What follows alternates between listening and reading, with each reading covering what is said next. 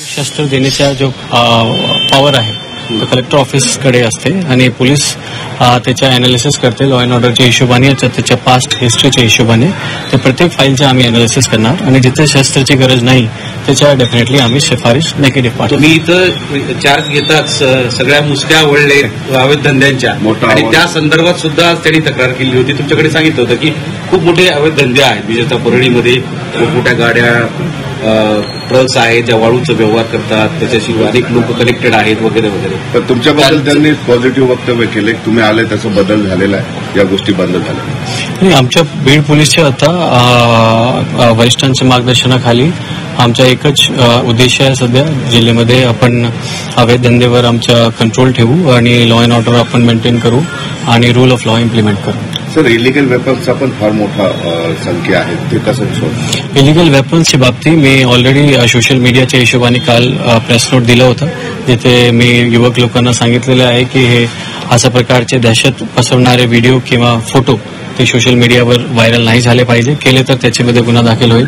Already आपण 3-4 गुन्हे बीड पोलीसमध्ये दाखल केलेले आहे आणि त्यांचे गुन्हेच्या बाबतीत त्यांच्या लायसन्स कॅन्सलेशनचा प्रस्ताव सुद्धा पाठवलेला आहे. सर, अंजली दमानी यांनी एक ऑडिओ तुम्हाला पाठवला होता जे की 3 लोकांचे मर्डर बसव कल्याण परिसरात झाले होते. त्याचं पुढे काय आरोपी असावेत त्यांनी जो मला माहिती दिली होती त्याची आम्ही सखोल चौकशी केली. चौकशी केल्यानंतर निष्पन्न झाला की एक माणूस ते दारू पिऊन त्यांनी मेसेज केला होता.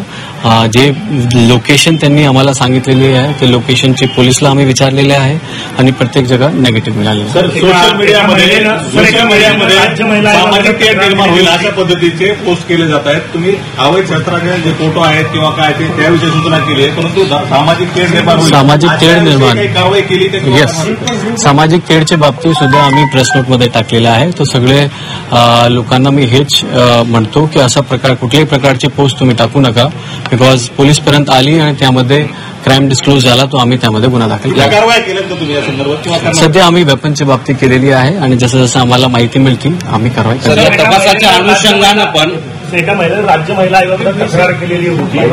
त्या संदर्भात राज्य महिला आयोगानं आपल्याकडे काही इन्स्ट्रक्शन्स किंवा लेटर्स काही गायडन्स पाठवले नाही? सध्या आमच्याकडे तसं नाही. सर, या तपासाच्या अनुषंगानं तुमच्या बीड पोलिसांची भूमिका महत्वाची असणार आहे.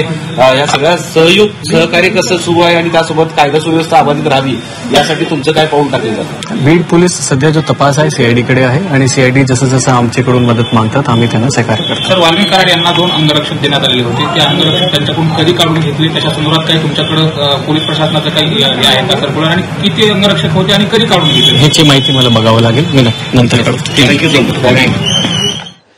बीडचे पोलीस अधीक्षक बोलत होते. बंदुकीचे परवाने रद्द करण्याच्या कारवाईला वेग आल्याचं त्यांनी सांगितलेलं आहे आणि सीआयडीला आम्ही संपूर्ण सहकार्य करत असल्याचं देखील बीडच्या पोलीस अधीक्षकांनी सांगितलेलं आहे.